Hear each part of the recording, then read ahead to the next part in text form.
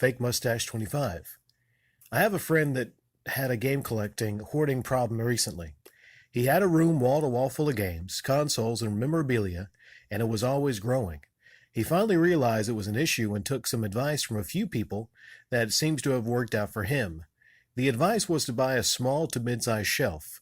Take whatever you have that will fit on that shelf and keep that. Anything that won't fit on the shelf should be sold. The idea was that this was a way to weed out the stuff that he actually truly cared about versus the things that he had just had because of his addiction that he really had no attachment to or that he never had any intentions of playing. He took the advice, now has a very modest collection, filling a medium-sized shelf that hardly takes up any room at all.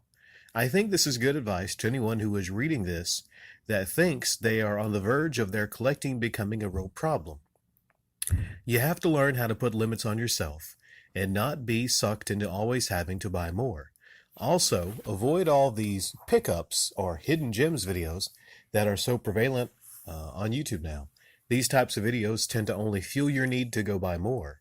It's possible to have an awesome game room without having it filled floor to ceiling with games, a shelf with a modest collection of good/great games that you actually play from time to time, a nice TV setup, couch, posters, and maybe a few memorabilia items. That's my idea of a nice game room. If you're aspiring to be the next Metal Jesus or Radical Reggie, then you might need professional help. Well, a lot of people might, disagree with that. There's people that have really big collections that come here, and one that I'm actually I think got the gold today. So that's the big discussion, right? What constitutes a great game collection? To many people on YouTube, they go by like the numbers, like how many games you have. But what you said is actually a great idea, just having like a medium-sized shelf and saying, hey, this is your gaming shelf. Because the fact of the matter is, some of those shelves can hold like hundreds of games. You look at it and you go, okay, I limit myself to maybe 200 games, okay? Because realistically, how many of those are you actually going to have time to play?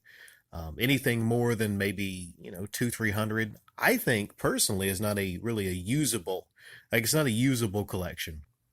I mean, personally, I don't have a huge physical collection. I'd say probably I have more digital because, well, games with gold, so I know you don't own those, but I look at it, I'm like, man, I have like all the Assassin's Creeds and, I might have bought Unity. That was maybe one that I didn't get with gold, and that was offered with gold.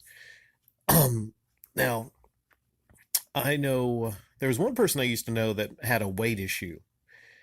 They had a weight issue, and they were looking to, lose weight. And what they did was they limited themselves. They had a certain plate. They had a certain dinner plate with a certain size.